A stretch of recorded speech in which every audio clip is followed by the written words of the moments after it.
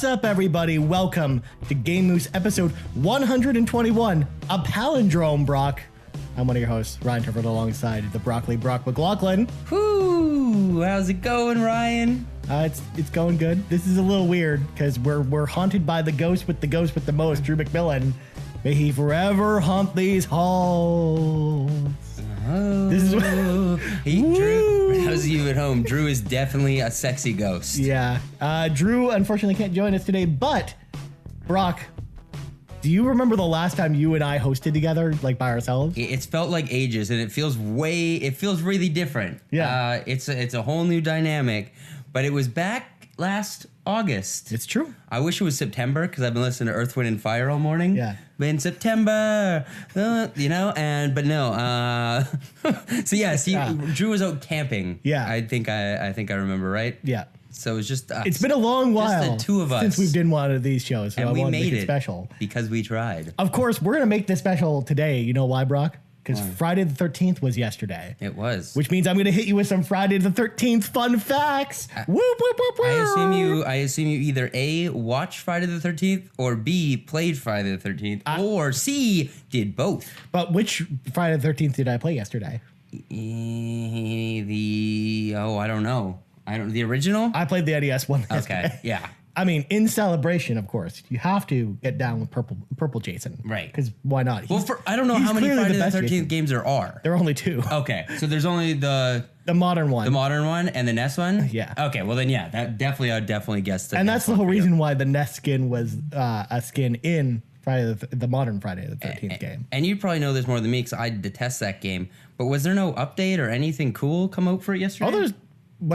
No, nothing specific came out yesterday. Wow. I mean, Seems like a missed op. To be fair, it's also not the first Friday the 13th that's happened since then. But still, you got to keep that stuff going. It's true. So it would have been the perfect time to land some content. I've been working on my first screenplay. Yeah. And it's called Friday the 12th, and it's about what Jason does the day before. Oh, I see. Yeah. He's got a girlfriend. He's got to get some good food in him. It's a big day. But which Jason is it, though? Is it fake Jason, a.k.a. That guy from Friday the 13th Part 5? Is it actually Kid Jason? Is it undead Jason with the mutated face? It's Kid Jason. Is it Jason X? It's Kid Jason. Is it Uber Jason? We want to make it at least a trilogy, so we got to start him at Kid Jason. Of course. Yeah. I mean, just like Halloween, you got to start them in there. Yeah. Oh my God, that movie. Yeah, was it's bad. called Friday the 12th, and it'll be coming to theaters and Netflix in 7 years from now. Yeah. Brock, did you know that Friday the 13th Part 8, even though it contains hair metal, takes place in the year 2001?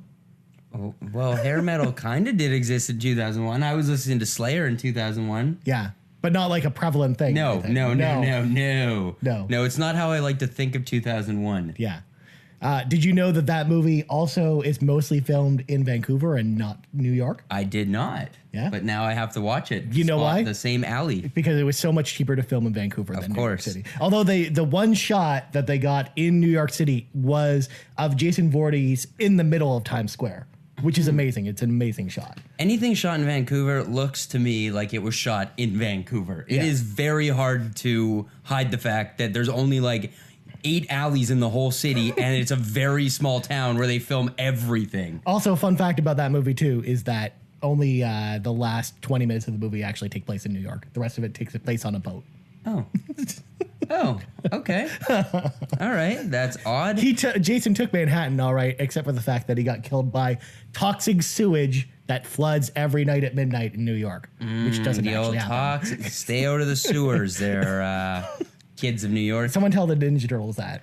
Isn't that how Andy Warhol died, actually? He drinking the sludge for an art project? Maybe. Yeah. I don't really know too much about Andy Warhol's I think death, so. actually. It was his new art project. God, what the hell are we doing? I don't know.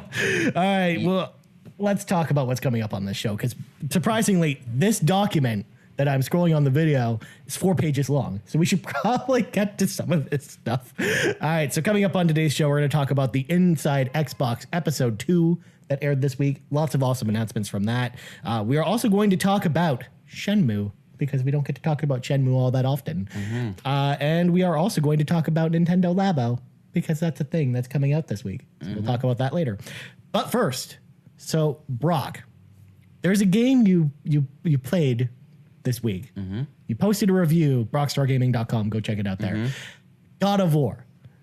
Without going into spoilers, because we want to save like most of our talk about I'm that game. still under heavy embargo on some things, so I have to be very cautious about what I talk about. Yeah, I mean, for the purpose of the thing, it is a very good game, and all those reviews you're seeing online for the 10 out of 10s, and this is the perfect game, are very accurate. Well, 10 out of 10, not a perfect game. Perfect score, but 10 out of 10 means masterpiece. Right. It is a masterpiece. Yeah. It is an incredible piece of work that will live on for a long, long time. All right. So, again, since I know you can't talk too much about it, we're going to mostly talk about it next week. I mainly wanted to plug your review, but I want to... You'll be playing, right? Of course. Yeah. I'm very excited about God of War. So, before we get into it, there were a couple questions I had for you that we'll talk about. So, Brock, as someone, like... Because this is probably the most common question anyone asks about this game. Do you have to have played all the other games to play this game? I've only really played the first and third. I don't remember. I played them. Okay. I didn't really like them, and they didn't really do much for me. Okay. I mean, it was a lot of like just button mashing, killing, going to another like little scene, killing more, killing. Those games were all about closed combat encounters and closed arenas, essentially. And then when because it first came out, 13 years ago? God, yeah. 12, you really takes me 13, 12 years ago. Yeah, it was like 2004, I think. Yeah, so like I was a teenager, so I was kind of into it, but I wasn't there for the story, and I was kind of into Greek mythology, but I didn't know the history that much. So the game was just, it was okay. Yeah. So no, you don't. This is totally different and removed. Okay. Yeah. I totally forgot that Kratos had a wife and kid in the first trilogy. Well, yeah, that's true because they harken back to that, and of course he has a wife and kid again in this one. There's a few callbacks to the original series that I've seen people pick up on, but really you don't. This is a whole standalone game. Okay, awesome. And I've heard a lot about sort of the exploratory elements of this game and how it's in a lot of ways it sort of does what Rise of the Tomb Raider does with sort of the pseudo open world and sort of expands on that. Yeah, it's very similar to that. Yeah. Okay. Very similar to that. So that is what it was like. That's what I was going to ask. It's very similar to that. I also when I was researching it beforehand, I had absolutely no idea there's been 8 God of War games. I didn't know there was a whole prequel trilogy. Oh yeah. There was a couple PSP games which are really good, and then God of War Ascension. I heard that was absolutely awful. It was the worst one. It was like a multiplayer type game or something. Well, it had multiplayer. It had a full single player campaign, just like all the other God of War games. It just the story was one of the weaker stories. But I think actually my favorite God of War game, because I believe it or not, Brock, I've played all the God of War games. Okay. I actually really like God of War. I do not like Kratos as a character though. Kratos as a character has always been like a wall for me from enjoying those games more, because you know that I love fast action paced games like this. So of course, even though there is a little bit of element of button mashiness to it, I actually really like the combat in God of War. That's actually what really drove me to play those games. So actually, my favorite God of War game is God of War Ghost of Sparta, which is on PSP. Okay. It's about Kratos and his brother, and it's a really cool story about how they have to try and escape the underworld together.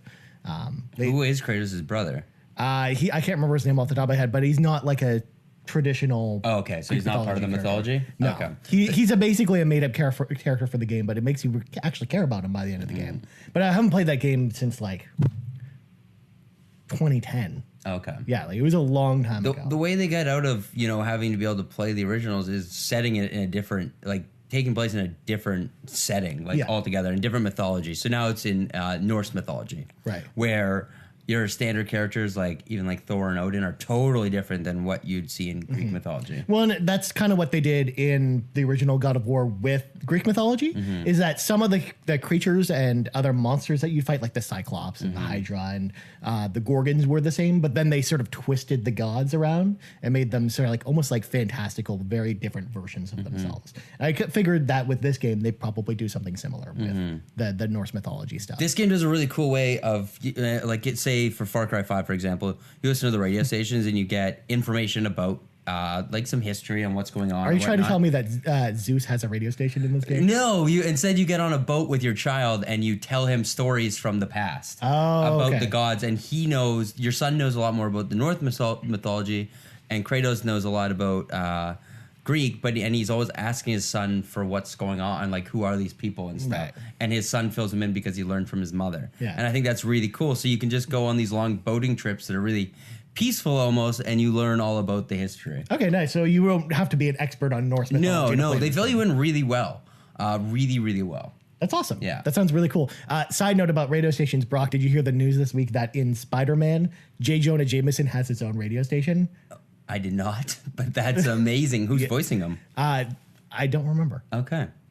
No one who stands out. Big shoes to fill. But it's just going to be a whole radio station of just 24/7. It's going to be like, get me pictures of Spider-Man. Hey, pictures of Spider-Man. Just imagine just J. Jonah Jameson from the original Spider-Man movies just running a radio station. Great. I picture like Mac Maron playing him, and I'd be really into it. Yeah. Man, it's so good. So those are sort of what I want to talk about with God of War again. That's all the questions you had? Well, to be fair, I know you're under embargo, so I have more questions. Yeah. But obviously, I don't know what you can talk about. Ask away. Let's see if I can. All right. How long did it take you to finish this game? 25 hours. Or so, yeah? Yeah. Ballpark? There was a point to get to the end that I was kind of rushing, so I didn't explore. I've not discovered 2 areas on the map that aren't part of the story. Okay. So you have to go to. So it's about a 35, 40-hour journey, I'd say. There's a lot of stuff. There's a lot of secrets. I heard there's a lot of side quests. There's a lot of side quests. There's a lot of secrets. There's a lot of just places to go that aren't part of your story. Okay. How are the puzzles? Very good. Very complex. I can talk about, this is all Yeah. fun. The puzzles are really well thought out. There's a lot more than I think people are going to be used to. Yeah. Well, actually, believe it or not, since you haven't played God of War in a while, you might not know this, but later in the God of War games, especially God of War 2, for example, did actually a really good job of puzzles. Like there's a lot of puzzles in that game, and they're actually they're not overly complicated where it basically drives you crazy, but also they're not too simple either. Like they always struck a good balance with puzzles. Yeah, the puzzles, there's nothing that I don't think is going to stump anybody. Yeah.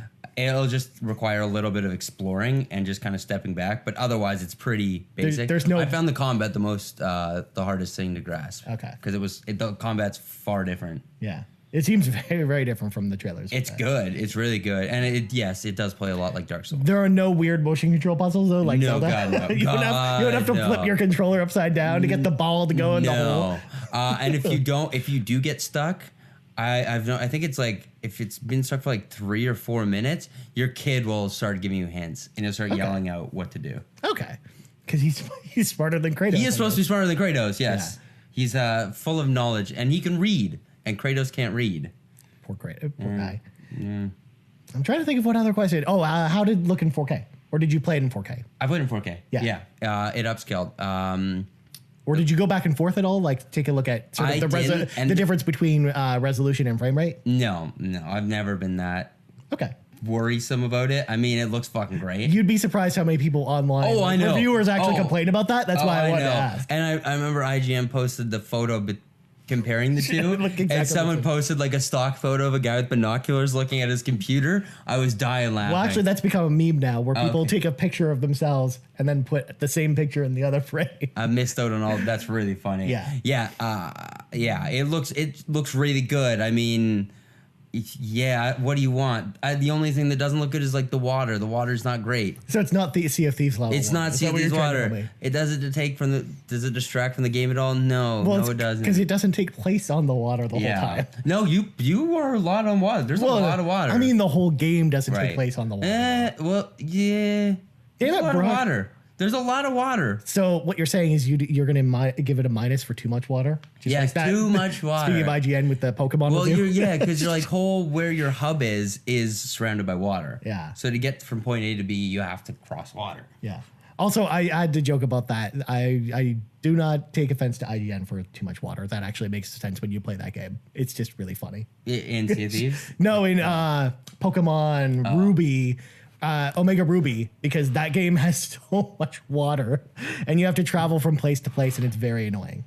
Very annoying. I never played Pokemon Ruby. That's probably for the best. It's one of my least favorite Pokemon games, actually, because you're traveling so much on water and you have to have specific HMs to get around. Is very, very annoying. Because then you have to always carry weird Pokemon with you. Yeah.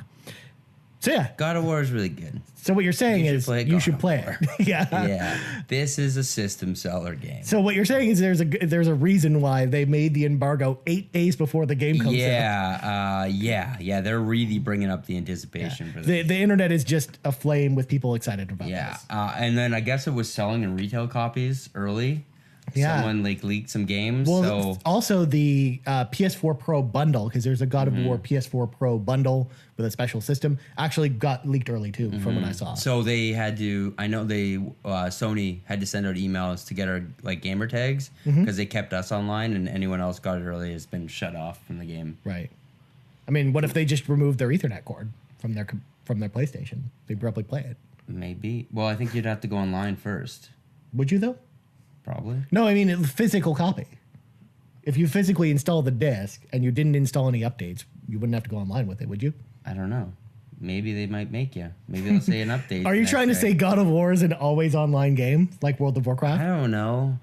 I don't know. Actually, I brought that up. I thought I can see why they're worried though. There's so many spoilers. No, so many that's the whole reason why I'm not touching the story. yeah, with you, because no walkthroughs are allowed to go up until 24 hours after the game. well, comes and out. people aren't allowed to stream it either. No. until the game actually releases. Yeah, the day of. Yeah. But you can't save any of those streams till the next day. Really? Yeah. How would they stop a consumer from doing that though? They won't. But any media or anything, okay. any achievement guides or anything, Yeah. has to wait 24 hours Okay. after the game releases. Yeah, like anyone provided a copy. I'm Yeah. guessing. Yeah. Yeah. Which is weird. It's kind of weird. But yeah, there's a big. Well, no, because moment. they probably just don't want to spoil anything. Kind of like how the Spider-Man Collector's Edition comes with a statue and it's got Spider-Man on it, and in the picture it's got like a construction sign below him because apparently there's a big spoiler for the game, and that's what the part of the bottom part of the statue is a big spoiler for the game apparently. That's weird. Yeah, Ted Price talked about that in an interview Oh, recently. I didn't see that. Yeah. What I thought God of War was going to be and the story I thought was going to play out was not how the story So you were played out. pleasantly surprised. I was very surprised. Yeah. Yes. Yeah. Yeah. Whereas, I mean, again, as a God of War fan, I've been really excited for this game for a long time. So it's good to hear that you enjoyed it. I know a lot of reviewers out there have sort of Yeah, posted their thoughts, and that ranges from people who really like the series to not liking God of War at all, and everyone seems to really like this game. I haven't seen any bad reviews. The lowest review I've seen is a 9, and that was on GameSpot because they only do 1-point systems. So they didn't want to give it a 10, essentially. But it's funny. fair. It's funny when you go to the breakdown at the bottom of the review. It has all pluses and then the bad, and that's just NA. What's that all about? You couldn't come up with one bad thing about this game. Brock came up with one in like 5 minutes here. The water. Yeah, the water. It's not even bad. It's not even bad. And I think because now you can upgrade your armor and change your armor and look of Kratos, and the design is really cluttered and really hard to figure out. Okay. Also, the font is incredibly small. Yeah. And I'm very confused by why they kept it so small. So what you're saying is you're very concerned for people who do not have 4K TVs. Yeah, like get glasses on. Yeah. Like the font is fucking tiny. It's Dead Rising all over again on the original Xbox 360. It's crazy small. I don't know why they don't expand. I'm sure they can. Yeah. It's really fucking See, that's small. the thing though. Ever since I got a 4K TV recently, the one thing I noticed is fonts in games have gotten smaller, like progressively smaller, like over the years. Because one of the biggest differences between playing a game in 4K now and not having a 4K TV before was the interface in the game is so much more clear now. Like little icons and stuff are much more like you notice what they actually are now. Because there's a game I played. Like Overwatch, for example, it has little icons on the screen, and sometimes you can't really make out what they are on a 1080p TV. But on a 4K TV, they're crystal clear. You're like, oh, the way that's shaped makes so much sense now. So I think that interface, like having a 4K TV, like makes interfaces in games better, and I think games are being tailored with that in mind, especially. Just blow the font up like 20%. That's all. Like my TV's ridiculously big, and it's pretty close to me because I live in a 1-bedroom apartment. Yeah. And I should be able to read the fucking font from where I'm I sitting. mean, one would assume. One should assume, but no, I cannot. Yeah. There's not. I had to put on my reading glasses to get that out to like figure out what was going on. Yeah. Which is probably why I didn't understand the menu system that That's much, true. because I just skipped it because I was like, I can't see If that. you could just get one of those things you'd get for the original Game Boy back in the day, like the big Yeah, the magnifying glass, the magnifying that glass. just straps around your TV. Yeah, that would look good. Yeah. That would look really It good. just would look really solid in your home. Yeah. You know, that's what I used to rock when on the playground when I was a kid. Original Game Boy with the big like magnifying glass with the flip out speakers. Yep. Man. And the light. Yeah. The Pocket Boy. So are you going to be staying up all night next Friday to play God of War? No, because I will not be home because I'll be at work. Oh, okay. All right. But I will play it before I go to work that day. Okay. Yeah. No, because I'm getting I'm gonna buy it once the pre-order comes off. Oh, Because I have like a discount code. Oh, okay. Yeah. Nice. But yeah, really excited to play it. I can't wait to talk about it more next week when we can talk more about the story and some other stuff. And plus Drew will be here and I'd love to hear what he thinks about this game as well. So let's move on because again, we got a lot of stuff to talk about. All right. So what's up? Inside Xbox episode 2 happened this week, Brock. It did. And the last Inside Xbox, we didn't really get that much news. Like we got like the announcement of the Sea of Thieves contest, but for the most part, it was really just almost like a Sea of Thieves direct almost. Like that was sort of the feeling I had with the first episode of Inside Xbox. Whereas this time we got a lot of cool announcements and sort of sit down interviews. We didn't get like a big game announcement or anything, but we did get our backwards compatibility update as promised by Major Nelson before it went live. Is there a schedule for these, or are they just putting them out randomly? No, they put them out once per month, Okay, and it's once per month. and it's usually the first, I think it's like the first Tuesday of that month. Okay. Essentially, and yeah, they usually post it a week ahead of time, saying, "Hey, by the way, mark your calendars. Next week is Inside Xbox episode." Whatever. Okay. So the first thing we got to get out of the way is they added 360 games are getting some Xbox One enhancements. So the following games are getting enhancements, and they're all live now, so you can go play them, including Darksiders 2, God of War 2, Star Wars The Force Unleashed, Portal 2, Red Dead Redemption, which apparently looks fucking amazing. They showed it off on the stream. And last but not least, Sonic Generations, which is actually a brand new back and pack game. Probably the best Sonic up until Sonic Mania came out, which makes me sad because that was like the only good 3D game, Sonic game, I think. However, we also, as promised by Major Nelson, got an update on backwards compatibility of original Xbox games. So we got 19 new games announced. Like going into this, I thought, okay, they're probably going to do like 3 or 4 games, like, and then announce that they're probably going to come out faster. But they didn't say that. They said this time around, the main reason why it takes so long for these games to come out is not emulation or manpower. It's just licensing. Because some of these games on here have like licensed music, or I mean, the IP isn't with the current IP holder, or just getting access to the IP is just very nebulous right now. Which is probably why we didn't see Jet Set Radio Future pop up, unfortunately. But I was also surprised too, because other than 1 or 2, there weren't really any big Microsoft first party games. Like not because again, we don't have Fable or Halo 1 or 2 at this point, which you'd think we would, but we don't. So those were the games I was expecting. I was expecting something like Amped or Brute Force, even though Brute Force is a terrible game. At least it's a Microsoft first party IP. Brute Force is not a terrible game. Brute Force fucking rules. You're like the first person I've ever met who's ever said that. I love Brute Force as a kid. I thought it was excellent. Well, I got to be a lizard person. I mean, that doesn't make a game good. No, it was a fun game. It was a very fun game. So what you're saying is you're one of those people who rules are Argonian in Elder Scrolls? Yes. You can play as a lizard person? No, I didn't. No, I was a warrior. Good point. All right, so let's talk about these. So they're coming in 2 waves. And in fact, wave 1, you can actually purchase the games now on Xbox Live. They put them up for purchase, but they won't be available till the 17th. So the first batch includes Blinks the Time-Sleeping Cat. It's finally back. Not Blinks 2, though. Just the original Blinks was the very first game I ever got for the Xbox because it came bundled with it. And my mom didn't want me playing very violent video games. Well, you were Tiny Brock back then. Holy fuck, that game sucks. I didn't like it as a kid. I'm going to buy it again. Yeah. I really wish I had a physical copy. But it is not a good game. Famously, IGN's Ryan McCaffrey seriously looked into buying the IP for Blinks in order to get it rebooted. Found out it was way more money than they could afford, and they ended up not doing it. But that could have been a thing. It could have been a thing. I think anything over $10 would be too much for that IP. It's true. Blinks is like on equivalent of Bubsy. Like they're just not good characters. Also, Blinks is like, again, one of the only Microsoft first-party games that's on this list. Yeah. Which is weird.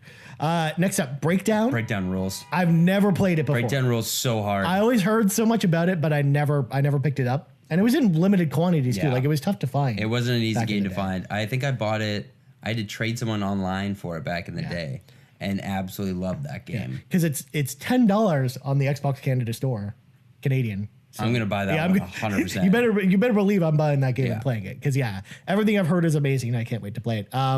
Conquer Live and Reloaded, which a lot of people complained about because it wasn't in Rare Replay. It was the original Conquer instead. But in a way, I'm glad that they did it this way with the original Xbox version coming and then having the original Conquer in Rare Replay, because that's a much rarer game than Live and Reloaded. I don't remember Live. I had Live and Reloaded. I don't remember if I liked it though. Well, it's just a reboot of the original Conquer. Oh, it is. It's just Bad Fur Day again, right? Yeah. With better graphics? Yeah. Oh, okay. And I think they added 1 or 2 missions to it. Okay. But it was pretty much the same game. Next up, Elder Scrolls 3 Morrowind. Did you ever play this on original Xbox? On Xbox. I love Morrowind. Yeah. It was way harder than both Oblivion and Skyrim. Especially because it had mischance in it. Yeah. Like if you would just sit there and swing and hit the enemy, but he would miss. That's right. Like the combat system was awful. Yeah. And it didn't really tell you what to do or where to go or anything. Yeah. You just kind of wandered Well, it was around. even more like freedom than something like Skyrim has. Because Skyrim, at least it's trying to direct you in the form of the narrative, even though you really don't have to do the narrative if you don't want to. In Morrowind, it's pretty much you get off the boat and all right, figure it out. Yeah. Find out where you want to go from here. I can't wait to replay that game too. Yeah. Especially because this is the complete version of the game. So it includes the expansion that has werewolves and vampires in It's it. the Shivering Islands, right? No, that's Oblivion. Okay. I don't remember what this one's called, but it has its own like Arctic, like cold island essentially. I don't remember what it's called though. But yeah, I remember really liking that because that was the version of Morrowind I had on Xbox because I didn't pick it up right away because I didn't get my Xbox until there was the Halo and Ant bundle. That was my original Xbox bundle. Right. And they came out around that time. Next up, Hunter the Reckoning, which actually I'm really happy is on this list because it's a very underrated game. It's a game a lot of people didn't play because it has a dumb title, kind of like Spec Ops: The Line. Another game with a dumb title, but surprisingly it's good. Hunter the Reckoning is very much like Diablo. It's a top-down action RPG. Really fun. Next up, Jade Empire. This seems like a no-brainer. I mean, it's on every other system. This is the one I thought was like a slam dunk. Like it was almost guaranteed. And it's a fantastic game. Again, I think a lot of younger listeners might not have played Jade Empire. It's basically the BioWare game that came out. It was being developed at the same time as Knights of the Old Republic by a different team at BioWare. And it was a Chinese mythology game, which you don't see too often anymore. It was a really fun game. Yeah, I really enjoyed it. I think it's going to be a good game to go back to. Panzer Dragoon Orta. Yeah. Comes that day. Which is technically a game, two-in-one game. Yeah. Once you beat it, you unlock the original Panzer Dragoon. Yeah, the Sega Saturn game. Yeah. Which is ridiculous because, that game is so hard to find. And this is going to be a great way for you. Not only that, Panzer Dragoon Orta was a tough game to find. And anyways, like copies of this go for like $200 on eBay. Yeah. Like the Xbox That's such version. a weird title to add. Yeah. I'm really shocked. I never finished that game. Yeah. Well, Sega's all in on this from the looks of it. I can't wait. This strategy, back and pat. And finally, can I spoil it? You can spoil it. SSX3. The game that I thought would never come to backwards compat because of the licensing. Yeah. Because like they would have had to license all the music tracks in the game, like Placebo and a bunch of weird music. I wonder if it's going to be the same music. the I guess it is. It is. They confirmed it. Sweet. Yeah. I can't. That was a great game. Yeah. That was a really fun game. SSX3 is still to this day my favorite extreme sports game. That includes skateboarding, snowboarding. I was craving like an arcade snowboarder because I always go to play steep, but it's just not. Doesn't feel right. I was thinking about like last week. I was thinking about picking up this game on the GameCube.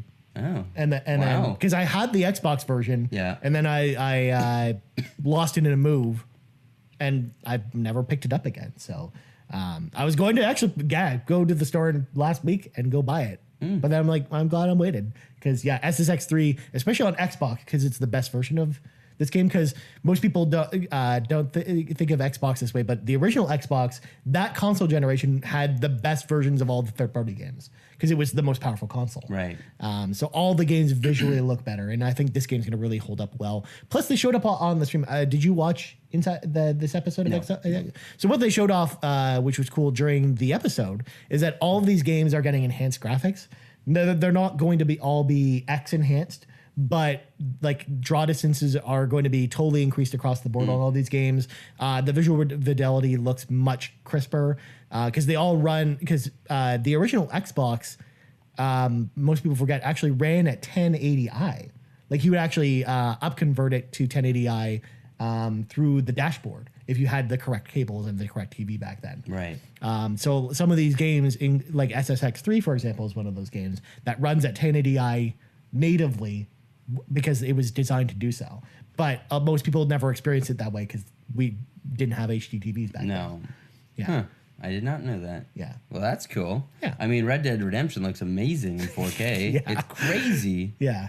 So yeah, I can't wait to see some of these games in 4K, especially because Ninja Gaiden Black was one of the original Xbox games up now that had X enhancements, and they did some amazing work with that game. So I'm really interested to see how that's going to apply to these games. So that's the first week. So that's in a couple days, and then on the 26th we get the rest of the games. And get ready for THQ Nordic, because here we go. Destroy All Humans, which I didn't really like, unfortunately. A lot of people really like Destroy All Humans, but it got really boring fast, and you could already pick that up on the Xbox. No, on PlayStation. Oh, just on PlayStation? It was released as a PS2 classic. I thought it was redone. No, they didn't redo it. Oh. No, it wasn't a redo. They released the back compat because they have PS2 classics on PS4. Yeah, and that it was actually re-released as a PS2 classic. Oh, yeah. Full Spectrum Warrior, though, did you play this? No. Full Spectrum Warrior is actually really cool. So it started out as a training tool for the U.S. Army, similar to like America's Army, but basically it was a real-time strategy game where you basically ordered your soldiers to do things, but you didn't actually order them to attack. They would, you would sort of be the commander trying to give them orders to go hide behind, like use this for cover or flank the enemy this way. Like it was a really cool and really difficult game. So I'm really interested to play that again. Okay. And that was from Pandemic, the same people who made Destroy All Humans, but also Star Wars Battlefront and some other games. Next up, Mercenaries. Do you remember this game? I do. I like Mercenaries. It was okay. It was good fun. The crazy thing about Mercenaries, is this was a LucasArts game. And that LucasArts no longer exists. And there's been, 3 Mercenaries now? Or was there just I think there was 2? only 2, because there was one on last gen. The sequel was almost identical to the first one. Yeah. They didn't change, anything. It was in this, the same setting and everything. Yeah. It was really weird. It was a cool concept. Yeah. It just got boring really fast. It essentially was Just Cause before Just Cause came out. Before Right. it existed. Yeah. Right. Next up, MX Unleashed. Cool. Yeah, you just ride your ATVs. I mean, I guess they needed a driving game, but although I kind of wish it was Project Gotham instead. I want those games to come back. And then next up, a glut of Star Wars games. So you ready for this? We got Star Wars Battlefront and Battlefront 2. Now, note about these games, they were basically designed for Xbox Live multiplayer, but the servers aren't turned on, so you can't play the multiplayer. So you can play against bots. Both of these games support bots. And Battlefront 1 doesn't even have a campaign or anything. Battlefront 2 has Galactic Conquest mode, which you can play against the computer. So much. Yeah, that game was a really fun game. So good. I kind of want to play it just to play against bots because it was that fun. You could play 2-player split screen too. Yeah, you can. You can play local co-op for both games. Yeah. But yeah, you can't play online multiplayer, so that's kind of a bummer. But Jedi Knight, Jedi Academy. Yep. Really awesome game. Again, I wish this was Jedi Outcast because I think that's the better of the two games. But Jedi Academy is really solid. I really like Jedi Academy. Lightsaber game. You make your own Jedi. Yeah. You get to go and have cool adventures with Kyle Katarn. It's great. Jedi Starfighter. So it's kind of like Rogue Squadron, except the prequels version of Rogue Squadron, and not as good, unfortunately. I didn't like it. Yeah. It's not as good as the Factor 5 games, unfortunately. I mean, it's cool that it's there, but I think I had it on GameCube. Yeah. It just makes me wish that Rogue Squadron would come back instead. Star Wars Knights of the Republic 2, The Sith Lords. This was another one that I thought was sort of a slam dunk because it's been like it was one of the original backwards compatible games on 360, and I thought that it was pretty much not as good as the first one, but still very fun. Yeah. Well, it actually up until the ending when I first played that game, I actually thought I liked it better than the original. But it's just the ending totally falls apart. Yeah, the ending falls apart, and it's so quick. Yeah, and that's it. And Obsidian talked about it. Basically, it was rushed development. Yeah. Because they had to have that game out exactly 1 year later for, I think it was the Clone War, episode 2 was coming out that year. And they had to have it out in time for the movie, which makes me sad. Because I'm so glad licensed games don't do that anymore, for the most part. God, do you remember that Green Lantern game? No. On what? On everything. No. It was on like Wii and GBA and DS and last gen, so PS3 and Xbox 360. No. It was really bad. Us it was don't like Green Lantern. It was a third-person Green Lantern game. Well, do you remember the Thor video game? No. That also came out like the same year, and it was also really terrible. No. All right. Last one I'm going to throw at you. You remember the Iron Man game? No. Made by Sega? No. Oh my God, that game's really bad too. No, I don't remember any of these. All of these, of course, were trying to be out in time for the movie, and all of them were terrible. Like the Marvel movies we know now. Yeah. Wow. Yeah, there was one in time for the original Thor, one in time for the original Iron Man, and then one for Green Lantern. No.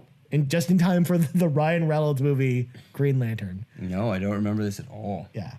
At least Fantastic Four, they learned by the third Fantastic Four movie not to do that. But there was a Rise of the Silver Surfer game when Rise of the Silver Surfer came out as well. Wow. So there's that too. We've come a long way in these last 10 years. Last Star Wars game that I think everyone should play because it still holds up and it's awesome. Star Wars Republic Commando. It's did you ever play it? Is that the one where you're the 4 stormtroopers? You're clone troopers, but yeah. Yeah, that one's fucking awesome. I didn't know that was on the list. Yeah, it's on there and it's fantastic. Oh, that one's so good. Yeah, it's a lot like Metroid Prime, which of course I love. You're the commander of a group of clone troopers that are basically stranded, and they have to sort of get through an impossible situation. That's what I remember. I love this game. The writing in that game is fantastic. The combat is great, and yeah, I really liked it back in the day. So I can't wait to play it, and it really holds up because I played it again 2 years ago because I have it on PC. Oh, okay. And it still holds up, and it's still awesome. Man, you should go play just it. gonna empty my bank account into Xbox I on know. old game. Part of me feels like I don't buy like half these games. Yeah, I went to my thrift store to try and find some of these. That's where I found like Crackdown and a few others, but none of these were there. The best part about this too, again, we've seen the prices go up on the first batch, is all the first batch except for Morrowind is $10. Morrowind's $15. And actually the listing you saw for the 360 one was updated for the X version. It'll be interesting to see if they drop price. They probably will. Yeah. And if they go into Game Pass. Yeah, that's true because Ninja Gaiden did come to Game Pass and so did Fusion Frenzy. So I'm guessing that's some of these at some point will. I'm also curious to see if any of these end up in EA Access because Black, EA game came to EA Access, and even though the Star Wars games are not EA games, EA has the IP to Battlefront, so there's that. So yeah, that's an awesome selection of games. It's like way better than I sort of was expecting. So Brock, were there? I sort of listed the games I thought would be there. Are there games that you think are kind of missing on Bat that you want to see? That I want to see. I'm just surprised that Project Gotham hasn't been included yet. Like I said, Jet Set, and then Project Racing, was that the other one? It came in a bundle on the original Xbox with Jet Set Radio. Oh no, that was Sega GT? Rally GT. Yeah. Because you were thinking Project Gotham. Yeah, Project Gotham also had a bundle. Yeah. There's always Amped too. Amped was a big one. Yeah, both Amped and Amped 2 Brute were Force. a lot of fun.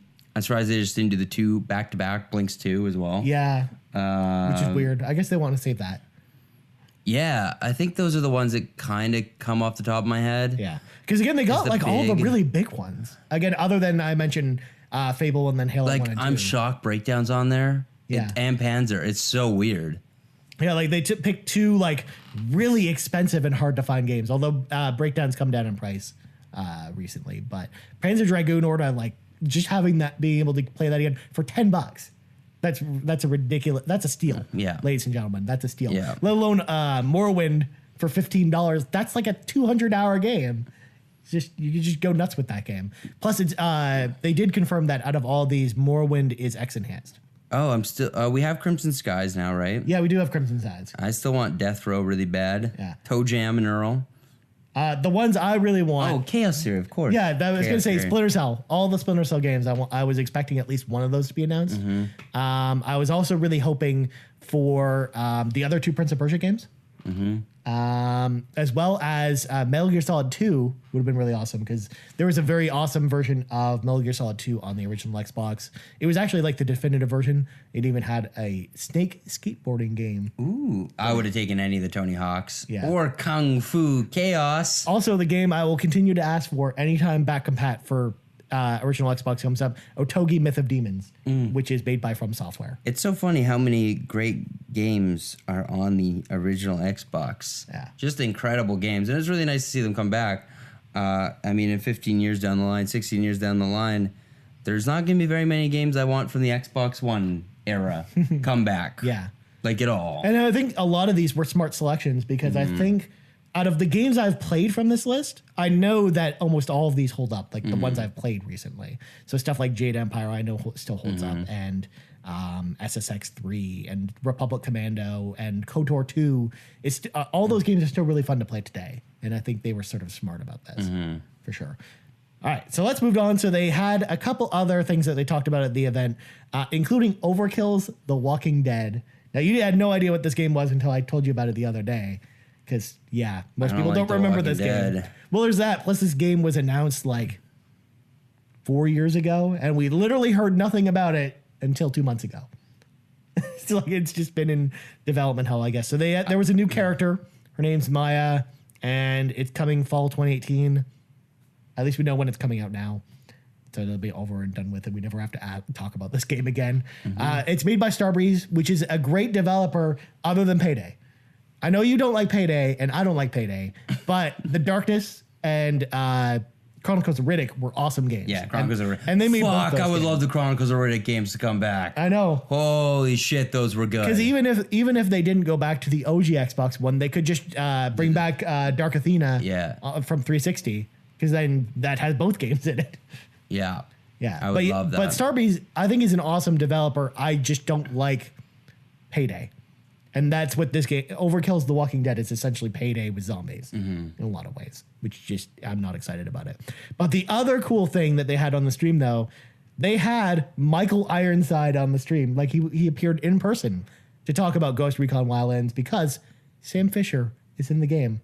He got his own mission, which came out this week. I know you said you didn't play it. We talked about it a little bit off air. I didn't like Ghost Recon Wildlands at all. See, I didn't really like it either, but I like Splinter Cell so much I went back and tried to play this mission. It's super hard. You basically have to sneak into this like heavily guarded outpost without being seen and without killing anyone. That includes melee takedowns. You can't melee take down someone. Oh. So you have to like completely be unseen with no kills. Oh. Yeah. It's really, really hard. That video. Like you have to shoot out lights and stuff like that just to make sure they don't see you, like in classic Splinter Cell fact. That Splinter Cell video they put out was so weird. Yeah. With the callback to like Metal Gear Solid. Well, that was actually it's a brief.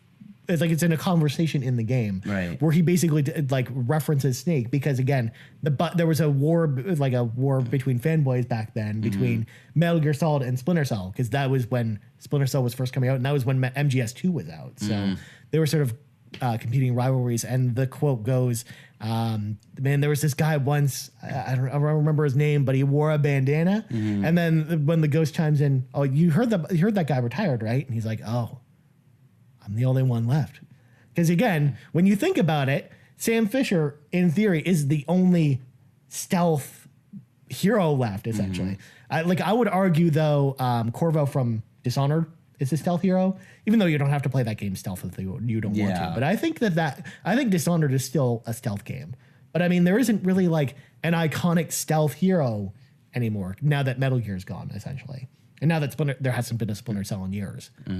People really like Sam Fisher. Sam Fisher is a great character. Especially when Michael Ironside is Sam Fisher. Because the person from Blacklist, no discrediting to him.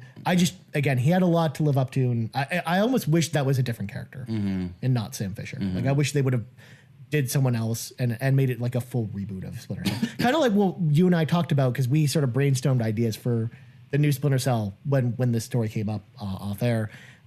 Because first of all, Michael Ironside heavily hints during this interview that we have not seen the end of Sam Fisher. Like, he makes it blatantly obvious that there's something Splinter Cell coming. And he's clearly in on the Xbox family, so we might see it at E3. Yeah, that's what I'm thinking. Like, I'm pretty sure, even if it doesn't come out this year, there will be an announcement. It'll probably be either the opening of the show or the closing of the show. And this is a great way to reintroduce Splinter Cell, like to reintroduce people to Sam Fisher, because there hasn't been a Splinter Cell game in like 4 years. This is a very popular game, even though we weren't big fans of Ghost Recon. Tons of people are playing this game and are going to want to unlock this, because it also unlocks a new class for Ghost Recon and unlocks an Echelon Agent class for Ghost Recon. So you can be like Sam Fisher in Ghost Recon now. So I think that this is a good way to go about it. So I think that this is really leading up to a new Splinter Cell game. I'm pretty sure it's happening. And if it's not, I will eat my shoe. Yeah, it's like a no-brainer at this point. It's got to be. But yeah, I think that I really kind of want either this to be Sam Fisher's last game with Michael Ironside sort of sunsetting it, and then like a full reboot of Splinter Cell coming later, or almost like Sam Fisher being in the Lambert role, like being the coordinator with a new agent. It's going to be Sam Fisher and his 11-year-old son. What if it's his daughter? No, it's going to be his son. The daughter who died in a car accident, but not really. It's God of War Splinter Cell edition. Yeah. Yeah. Oh, God. Atreus. This probably doesn't sound like that. No. Athena! That's classic God of War for Yes. He doesn't do that anymore. That makes me sad. Yes. It's just not the same. So, that was all that came out of Inside Xbox. They also talked about the new map for PUBG coming later this year. We don't really know too many details about that. Oh, wow. PUBG's getting a new map. Well, no, it's the desert map that's in the PC version. The one that no one likes. Yay. Well, the PC version's getting a third map soon. Yeah, they are. Yeah. And people will probably they don't like the desert map. They actively delete the file so you don't have to play it. Are you trying to tell me that this is why Fortnite took over? Yeah, because Fortnite's a good game. Fortnite is actually a really good game. Yes. Yes. I'm so glad you now know, bro. It's great. You guys were watching me play it during Extra Life, and you're like, what the fuck are you playing this for? And now you know. I regret not getting on the wagon earlier. Well, actually, you jumped in at the perfect time because the game looks amazing now. Yeah. Because back then, like, it was janky as fuck. Yeah. Especially like when the first week it came out, because that's when I played it the most, actually. Right. Like the battle bus would go over the landscape, and it was just fill in like little gaps at a time, and it looked really weird. Honestly, every night, and I've been drinking a lot, and every night I get home, I just play Fortnite when I get back because it's so much fun. It's such a satisfying game. Yeah. Or watch Fortnite videos because people are crazy, like absolutely crazy. Yeah. And I mean, people just watch Fortnite streams all night. Like Ninja is just one of the top guys out there broadcasting some Fortnite. So that's a good segue into what we've been playing. So that's mostly what we've been playing. I know you've played some other games. So I played Late Shift last night. Yeah. The FMV game. Yeah. It was really weird, but it was pretty fun. Nice. It's worth checking out if you have Xbox Game Pass. It's free. Yeah, because I remember we talked about it when it first came out, but none of us ended up playing it. And it's only an hour, but there's 7 different endings, and there's some big choices to make. Kind of like Night Trap. Yes. Yes, just like Night Trap, which is not out on the Xbox. No, surprisingly not. It'll come out one day, I'm sure. Screaming Villains, get on. Yeah, if you want a really fun game, especially I think if you're with your significant other or have a friend over and you want something really cool and casual to play, it's a really good game. From what I hear, it doesn't take itself too seriously or anything. No. It's just really fun, and it has a huge branching storyline. So I'm gonna go back and play, and it's quick. It's only an hour. It's probably not as crazy as Roundabout, which also is an FMV. I don't know that one. From the same company. Okay. It's like a driving game where you're a limo driver, but then it's very goofy FMVs. You're a parking person this time. There you go. Yeah. So I played that. I played a lot of Minute. I really like Minute. Yeah. Minute's really That's fun. another good game, like a game I heard a lot about. It's like Zelda, but you only have 60 seconds to do anything. Yeah. So you have to rush to your goal, get a sword, then you keep whatever you get, and then you die. Okay, so it's kind of like Half Minute Hero, which is like a PSP game. Yeah. So I saw that come up in like conversation. It's literally the same. So you have 60 seconds. Whatever you collect, you keep, and then you die, and you rinse and repeat. And the area. So if you want to get to, so once you get into a new area, you have a new house, and that's where your base of operations is, and you fall asleep there or die and respawn there. So that's fun. I just been playing a lot of random things, kind of going through. After God of War, I was like, oh, what do I play now? What will fill this void? It also helps. It's also that April is just a very slow month for games, I've noticed. Yeah, like until year, this week, we have Yakuza 6, which I'll probably pick up. That's true. And God of War and the Nintendo Labo. Yeah. Gotta get your robot backpack. I just canceled that pre-order, actually. Yeah. I didn't want the robot backpack. I was like, where the fuck am I going to put this in my house? And this is like, I'm never going to use this. Like, now you know the struggle. I have an adult house. I'm not going to walk around my living room in like a cardboard I'm so proud of you, on. Brock. You finally know the struggle. I was like, it's so ugly. I'm going to keep the other one. I want the piano, but otherwise, I just don't. Really I think the piano is probably the coolest one. Yeah, and I know me. I'm going to play it for like a day and never touch it again. Yeah. That's it. So I downloaded a bunch of ID at Xbox games. So, I played some Owlboy. Yeah. Not what I was expecting. Really? No, difficult. Oh. Difficult. And I think I might go back and play Hellblade. I have a few days off. It's my birthday tomorrow. Nice. So I have a few days off next week. So I'll probably just sit around and play Hellblade through again. So because I remember we talked about Hellblade last year, and I know you didn't finish it. No, I didn't. So you're gonna finally finish it this time. We can finally talk about it. I'm going to try and do it in one sitting. Hellblade is an amazing game, folks. I'm pointing at the listener at home. It just came out on Xbox this week. Yeah, and it's on discount for the next couple days. Yeah. Until Tuesday. Yeah. So that'd be cool. Yeah. Nice. So you didn't pick up Ys then? Or Wise? I have it. I didn't play it. Oh, okay. Yeah. I have it. Nice. And we'll see if I ever play it. Yeah. Because we talked about it off air, but I really liked Ys Origins, but I didn't finish it, and I have it on Vita. Oh, for some reason. I remember liking it. I started playing Far Cry 3 yesterday. Yeah. I haven't played that game in a long time. It's really bro-y. It's fun. I like the villain in it. Now you understand why I didn't necessarily hate the fact that your character was a Blake Slate in Far Cry 5, because I almost thought it was better than dude bro Jason Brody. I mean, he has bro in his name. I prefer him than the no speaking character though of Far Cry 5. Just because I like a personality. I like to know something about them. Fair enough. And I was vibing with it. It was a fun game. And then I remember there's towers. And those are annoying. Lots and lots of outposts in that game. So many. Because that was like the thing that started the Ubisoft outpost train that would then expand to all the Ubisoft games. Because that was like the first game that really did that. Oh, was it? Yeah. Because I mean, there were some outposts in Far Cry 2. Yeah. But it was not like the central conceit of the game. They weren't designed the way that they were in Far Cry 3. It's really annoying. Yeah, the game, and the game's messy. Like going back, it's really messy. It's really like there's no mission log or anything. Nope. Like it's really fucking hard to figure out what to do. You just figure out where to go. Yeah, like it just says on your screen, "Go see Doctor So and So," and you're like, "Who the fuck is that? And where does he live?" Yeah, like what tower do I have to go to? And the best part is too, when you look at your map, all it is just pictures of the different animals that you have to go hunt. Yeah, and you just got to go fight a shark. The animals go swim in the ocean, fight a shark to make a wallet. The animals just kind of sit there and like I don't know. It's hard to go back because there's some really shitty gameplay mechanics. So I'm kind of interested to see what the classic edition that's coming out this summer is going to be like. Because don't you remember that's coming with the Far Cry 5 season pass? No. Okay, so as part of the season pass, they're doing an HD remake of Far Cry 3. That's included with anyone who owns the season pass for Far Cry 5. Why am I playing it now? I'm going to just wait then. Yeah, just wait. Oh, well, that's way better. I don't know why I picked that up then. But it's coming sometime this summer. We don't know when. I just bought Far Cry 3 again for some reason. I don't know why. What's wrong with you? I don't. See, do the smart thing because you know it's not getting remastered. Far Cry 3 Blood Dragon. Go play that again. I have that. That's great. Because that game's amazing. Good. That's still my favorite Far Cry experience. What have you been playing, Ryan? So I played a bunch of retro games this week, but I also played the World of Warcraft Battle for Azeroth Alpha for a bit, which I will not bore the listeners at home with. I'm actually going to write another preview article because I wrote one on the site a little while ago for the expansion before I had access to the alpha. But now that I have access to the alpha, I'm going to write about it some more. So that'll come up on the site in the next couple of weeks when I've had more time with it. But I just got access to it a couple of days ago. But yeah, for the most part, I've kind of been with you. I've been playing a lot of random stuff. Like, for example, I played a lot of like multiplayer games this week. I played a lot of Sega Genesis this week. I went back and played Mario Paint.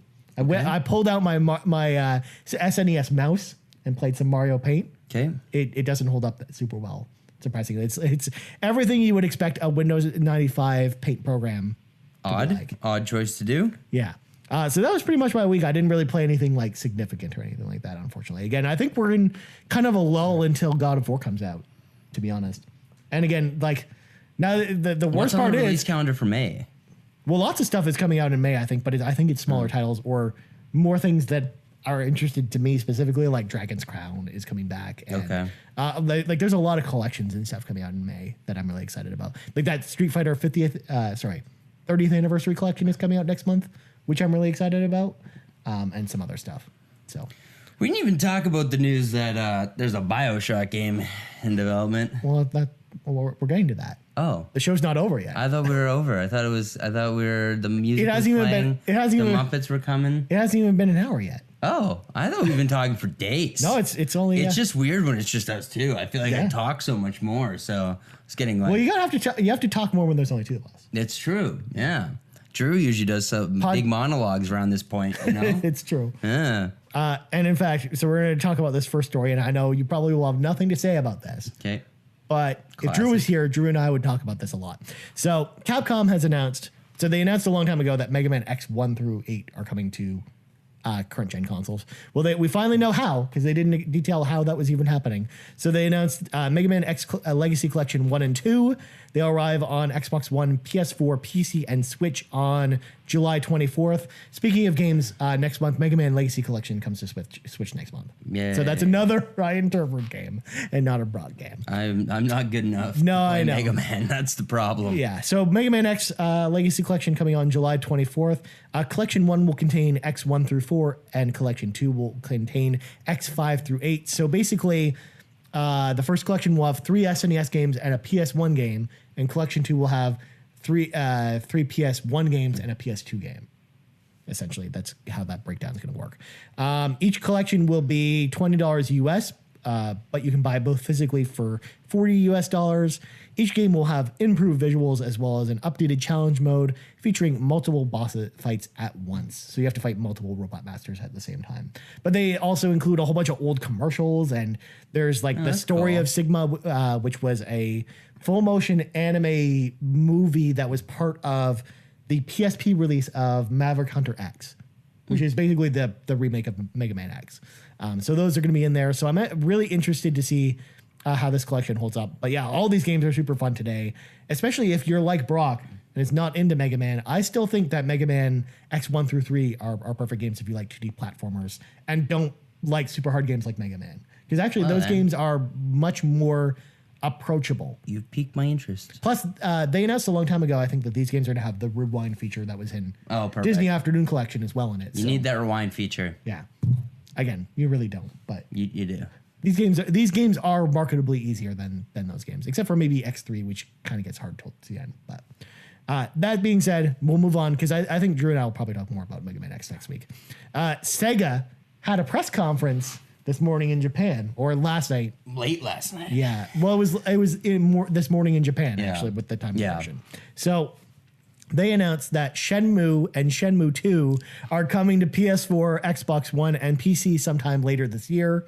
They will feature an updated screen resolution, a modern control scheme, and the ability to switch between English and Japanese. Please don't fuck voiceovers. Please don't fuck this up. Please don't fuck this up. Well, make it look good. The way they talked about it is they're not full HD remakes. They're basically just porting the same game, but just updating the resolution and giving it a modern control scheme. That sucks. Why not just redo the whole thing? Because they're too busy making Shenmue 3. But so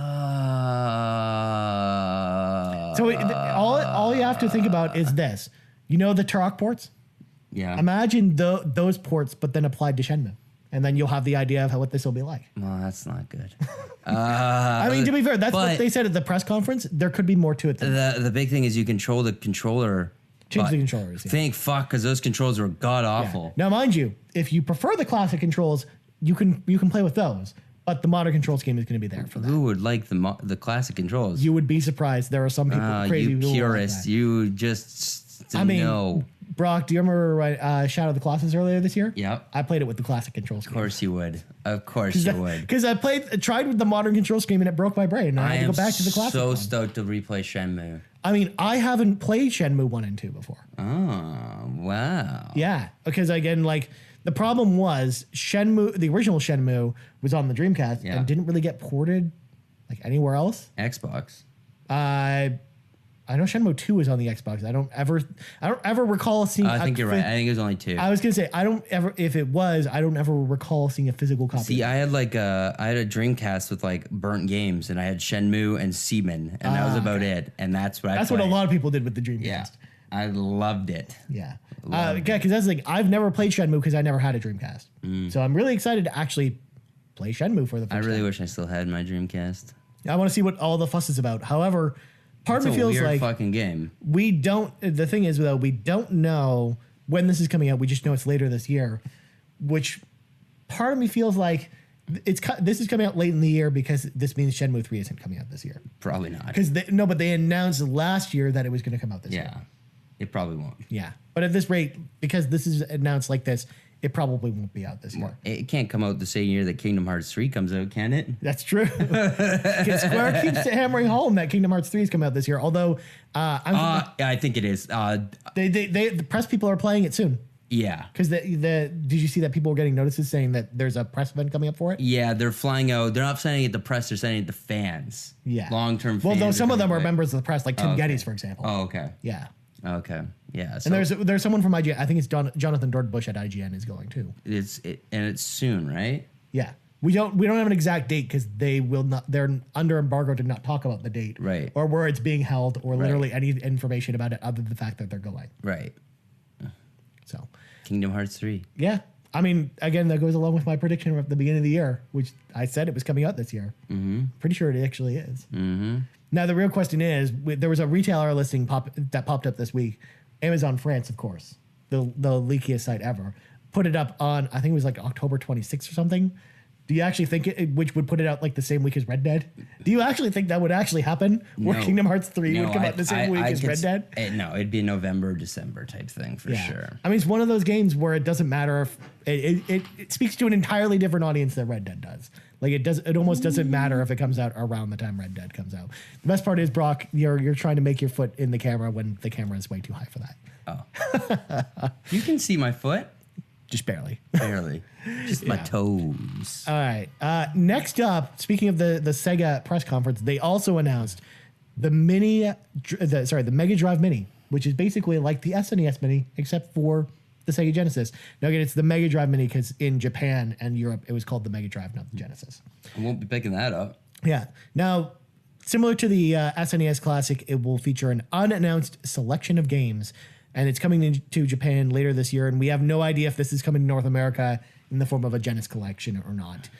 Because we already know that Sega Genesis collection is coming out this year to next-gen consoles. Mm-hmm. That's coming out at some point, but we have no idea what's on this Mega Drive Mini or if it's coming out outside of Japan or not. But yeah, do you remember the Sega Genesis flashback from last year? Nope. Because like they sent you a press release about it. We talked about it off air, but yeah, they did Genesis flashback and Atari flashback, like the mini consoles of those, and they were both terrible. Yeah. So yeah, I'm hoping that since Sega's doing this directly, it'll probably be good.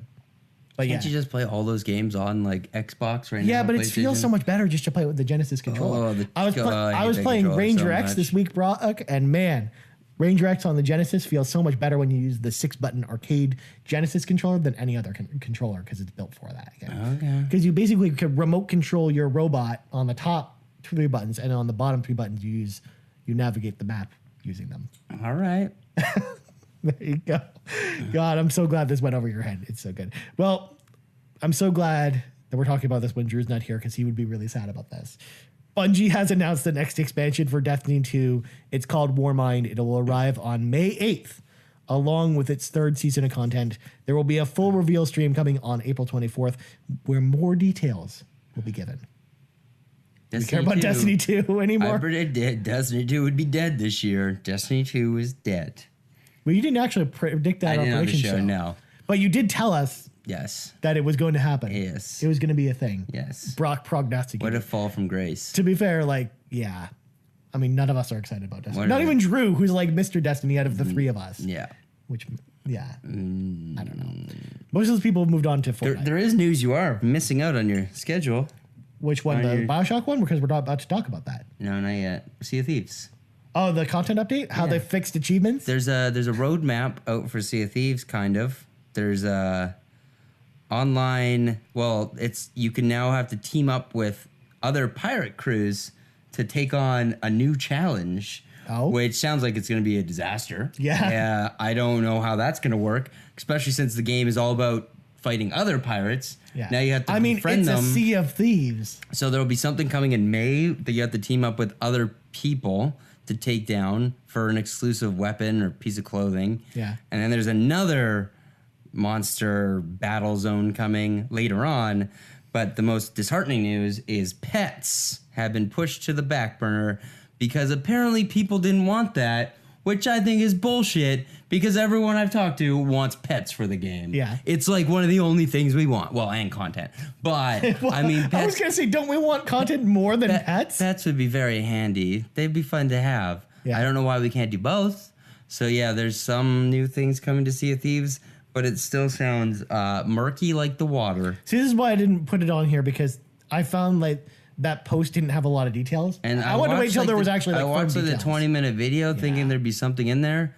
There really was. They're playing like so coy and like They also didn't really talk about it on Inside Xbox this week no at all. Like I think they briefly mentioned Sea of Thieves, but they didn't talk about any of this content. They've just been like, they got to be more direct and just tell us what exactly it is. Yeah. Like they just beat around the bush, and I get like they want it to be a surprise, everybody, but people kind of need to know what's going to happen. Like, is it worth playing, investing time in? Yeah. And just to sail around and find another pirate crew, just to sail around for maybe something to activate. Yeah. Who knows how that long that's going to take? Yeah. It just doesn't sound very fun.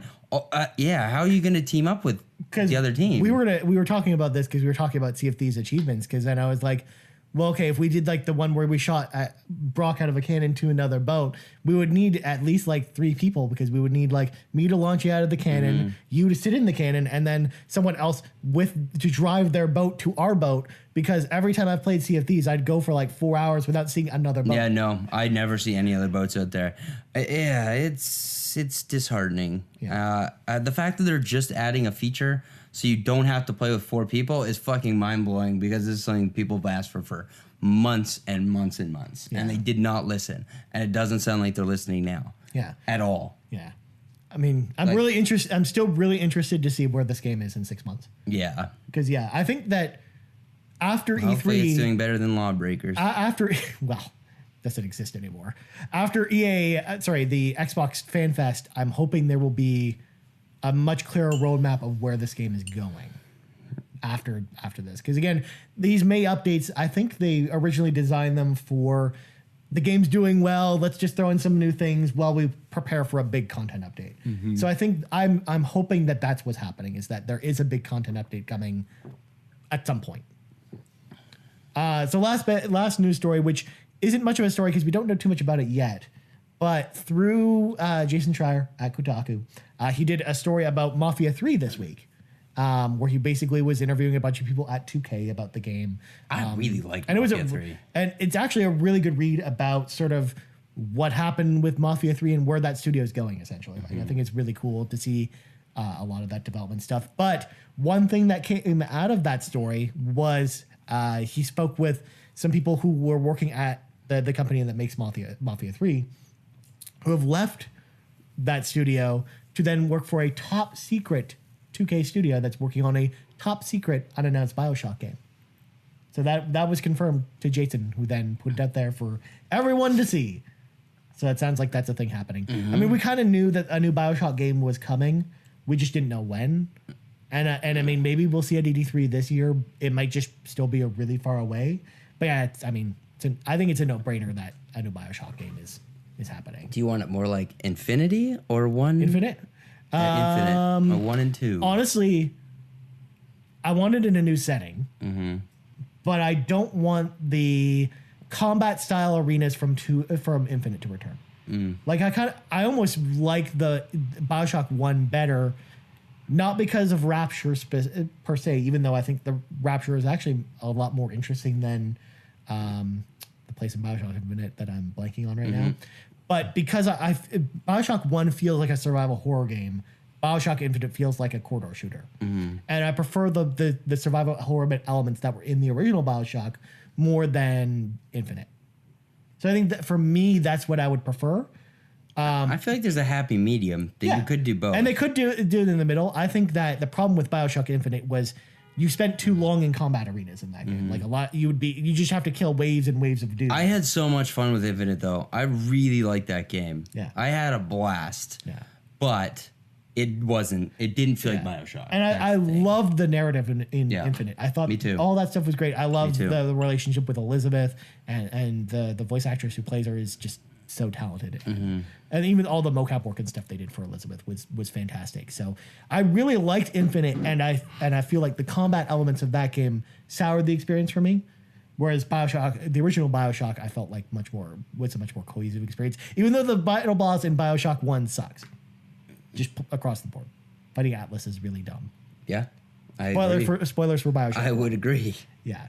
So yeah, that's sort of all the news this week. Let's talk about what's coming out this week, including God of War comes out on Friday. Nintendo Labo out this week on Friday. Get hyped, everybody. I'm just really stoked that it's coming on 420 so I can be just high as a kite playing with some cardboard on my desk. That and God of War, man. It's a double whammy. Even though you've already finished. Put the kids to bed. Yeah. And play God of War. Play a game with a kid in it. Yeah. Have your own kid. Yeah. Dad Simulator. Care more about your Atreus. Yeah. Yakuza 6, as you mentioned. Yep. Daddy. Song of Life out that week. Wild Guns Reloaded comes to Switch. That's like an old, like kind of almost like Sunset Riders. It's like an arcade style Wild West game from the early 90s. Radical Heights, the alpha for it came out this week. We're not going to touch on it this week because I want to talk all about Battle Royale games when Drew comes back next week. It's going to be a topic on next week's show. Spoilers for next week's Game Moose episode. I don't know what that is. What? Radical Heights? Yeah. This is the new game from Cliffy B. Oh, fuck that. Yeah. Sorry, I didn't. Fortnite Lite. Yeah. It's an 80s inspired. No, it's Fortnite inspired. It pretty much is. Literally looks like a shitty version of Fortnite. Yeah. So we'll talk about it next week because I want to have a bigger discussion about Battle Royale games. Especially with E3 coming up because I'm sure we'll see more.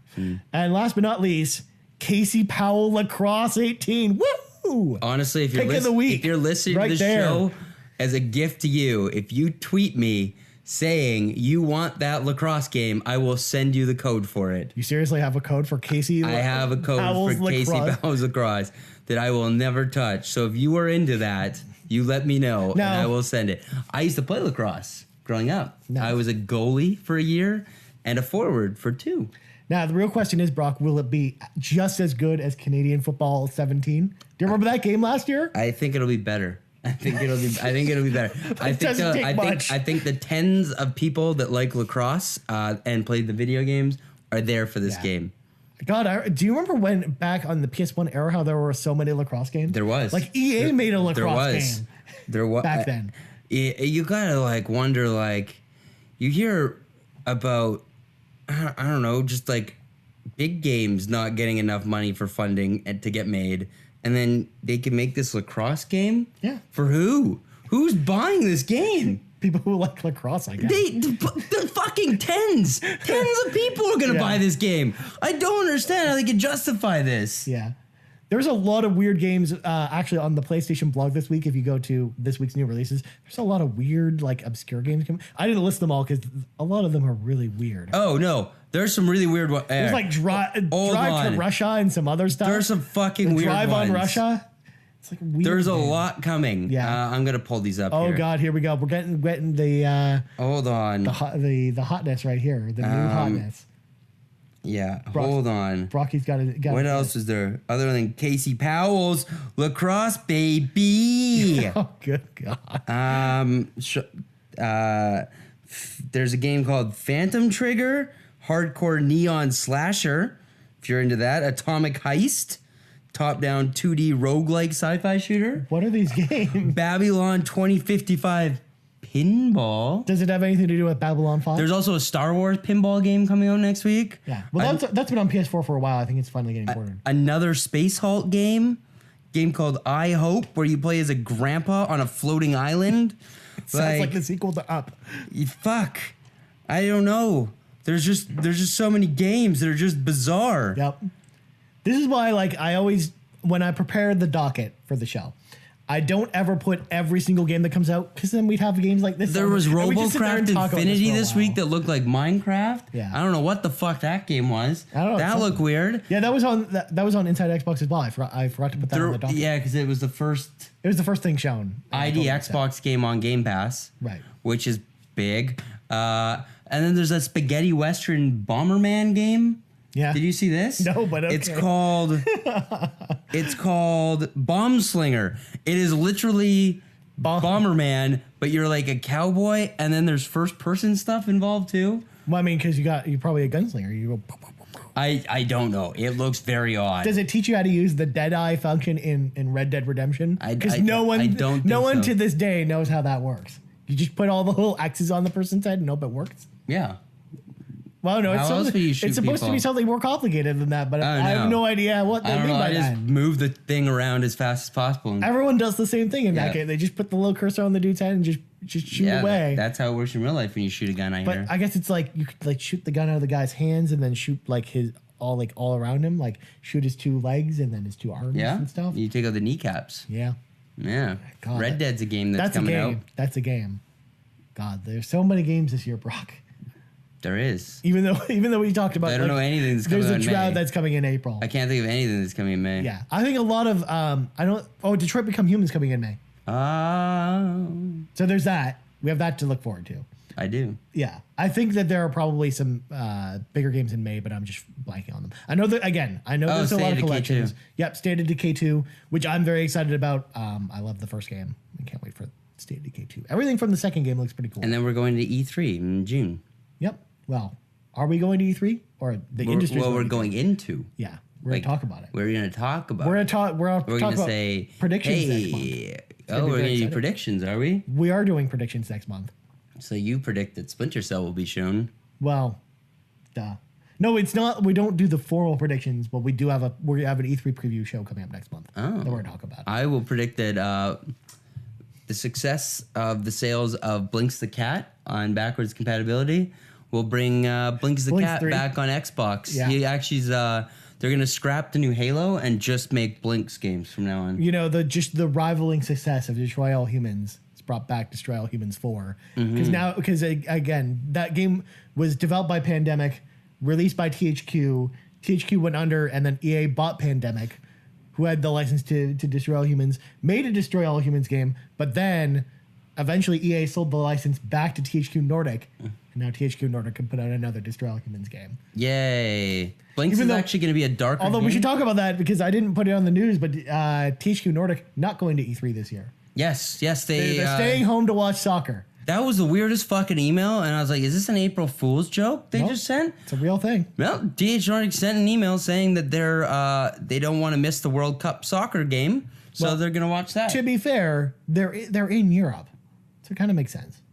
That is so European weird. people like soccer, man. That would be like me calling into work and be like, can't come in today. There's E3 is on. Now, we should preface this, though. This doesn't mean that a THQ Nordic game won't be on another stage. Because remember, Metro was on the Microsoft stage last year. So, maybe that game will show up be again. there showing it. I don't know. Yeah, I don't know how that's going to work. Oh, yeah, Metro Exodus? Metro Exodus, yeah. Yeah, which we haven't heard anything about. No, I don't think that game's actually coming out this year. I forgot all about that game. Yeah, it looks pretty cool, but I think it's a 2019 game.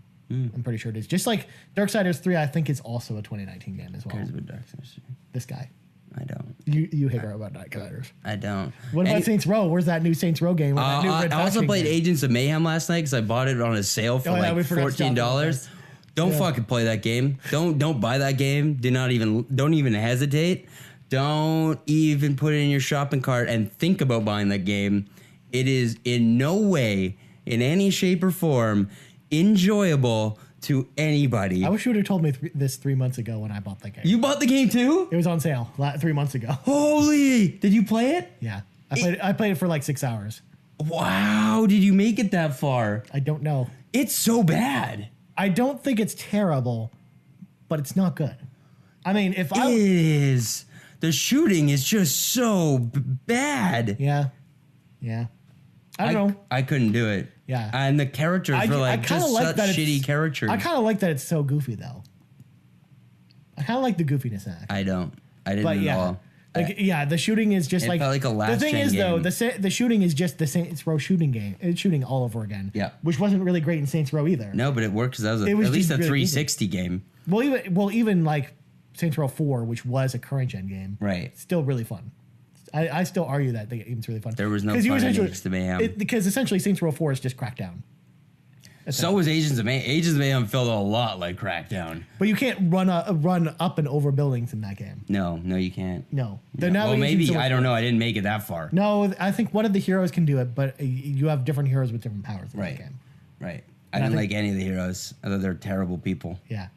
Did you unlock like more than the first couple though? I had like 6, I think. Okay. I don't know. Yeah. And then I wanted to burn the game. Just burn the game in a disc at a church game burning. Didn't we talk about this game like 3 months ago? And you're like, you're silly to buy that game, and then you bought it yourself. No. You made the same mistake. No, I've been thinking about buying it for so long because I was like, how bad could it be? I like the Saints Row game. I love arcade games like that. Yeah. I wanted something totally mindless. Fuck, my pants are ripping in the dick. I thought I could find enjoyment out of it, at least for a night or two, and just have some fun blowing shit up. A funny storyline. I didn't get any of that. Oh. It got a mismatch of a garbage game. Because I know we talked about it on the show that I had played it a while ago, and I wasn't a big fan. I must have been sleeping. Yeah, I don't know why I didn't listen. Or you might have just been like, I regret symbol monkeying again. I could have used that $13 for so much more. Yeah. On the bright side, I watched a lot of really good anime this week. So at least I had, while there wasn't a ton of video games that were new that I was playing, watched a lot of anime. Because Full Metal Panic's back. I'm very excited. Steins Gate's back. I'm also very excited about that. Man, good shows this season of anime. Anyways, we're really treading. Now that we're talking about animes, we should probably get going. We jumped the ship. Now we've officially crossed the hour mark, so now we can go home. We gave the listeners what they wanted. Before we go, remember, tweet us if you want to win lacrosse 17, 18, 29, whatever it is. Jesus, you're giving it away. You don't even know what it's called. Year. For some people, I don't know. We already had the game of the year this year. Okay, how many people do you think worked on the game? I don't know, probably like 10. So 10 people. Yeah. And if each of them has a friend that buys the game, plus they buy the game, that's at least 20 copies of this game. I think you're underselling how many people like lacrosse, Brock. I don't think I am. Especially because there hasn't been a lacrosse game in who knows how long. Yeah. I'm looking this You're looking up. All right. Well, I'm going to plug Drew's stuff while you're doing that. So Drew, of course, you can find him on Twitter at DMcMill. You can also find our website, game-moose.com, for all your articles and stuff. I'm putting up a cool video this week. I heard. I did a whole bunch of capture this week. It is inspired by a conversation with Sean Capri, which you can actually find over at WeTheNerdy.com or YouTube.com/WeTheNerdy. I was on an episode last month talking about classic games. Spoiler, that's what the video is about. Casey Powell had a lacrosse game in 2016. They took a year off. Oh, well, there you go. Mm-hmm. Shows how much I know about. But think about it this way: they had a lacrosse game in 2016, and then made another one 2 years later. That must mean someone bought that game. Enough people bought that game to warrant a sequel. Yeah, it had to happen. So when's your video coming out? Probably Monday or Tuesday. I'm filming it literally this afternoon. But all the capture is done. So this studio also made Hellboy, The Science of Evil. Yes. Biro Games, Rugby Games, Pirate Blast on Wii. Which studio is this? Give them a shout out. Fruit Ninja on the PlayStation Vita. Cricket 17. Okay, I take it back. There is definitely less people that watch cricket and play video games than lacrosse. Yeah, exactly. There is Jesus. Well, you're underselling how popular cricket is in like for the India. People who like cricket are like 90 years old. They're not buying That's not video true. games. I work with multiple people who are younger than me who like cricket. Do they buy the video games? Do they play the video game? They don't play video games at all. Yeah. They're too busy watching cricket. Exactly. The studio is Big Ant Studios from Melbourne, Australia. See, that They've makes been sense. around since 2001. See, that would explain why they would make cricket games. Because cricket also popular in Australia. Also, I was going to say there was something I was going to say and I don't remember. But that's okay. You can find me on Twitter at Ryan Turford. That's TURFORD. Brock, where can people find you? You can find me online at brockstargaming.com. Yep. You can find me on Twitter at Brock McLaughlin. You can find me putting on this. I don't know why I put on that accent there for a second. I don't know either, but I'm going That with was it. weird. You can find me on Mixer at Brockstar. I'm going to probably play some of these Xbox games throughout this week. Just grab a random. You know what? Play lacrosse. I'm not going to play lacrosse. I refuse to giving play it away. lacrosse. I do not want to give lacrosse. Yeah. Yeah. And Play through Yee's Origins. Just play the entire game. if you live in Toronto and you want me to walk your dog, just let me know and I'll come walk your dog for you. And that is not a sexual euphemism, you sick people at home. No, Brock's a dog owner and Brock likes dogs. I do like dogs. I was going I'm to say, trying to though, find sales copies for Casey Powell's Lacrosse 16. Brock, also the final episode of Sea of Thieves on Xbox Canada went up this week as well. It did. It's your episode. It is my episode. So we should plug it. I make out with a fish and I follow a lot. So everyone, So just my normal day. To everyone's surprise, Brock's episode of this show happens in a bar. Shockingly. Shocking. And involves grog. Shockingly. This is a shock to no one. And if you want to get me lingerie for my birthday, you can check out my Amazon wish list. That's true. We do have to wish the broccoli a happy birthday. Happy birthday, Brock. Thank you. Thank you. Wow. It One day ahead of time. Sounds like hundreds of people in here. Well, the day this comes out, it will actually be my birthday. See, there you go. It will actually be your birthday when this comes out. Mm-hmm. So we do have to. Still do not look a day over 27. I will be turning 28. God, that's scary. I know. That makes me feel really old. Yeah. Yeah, God.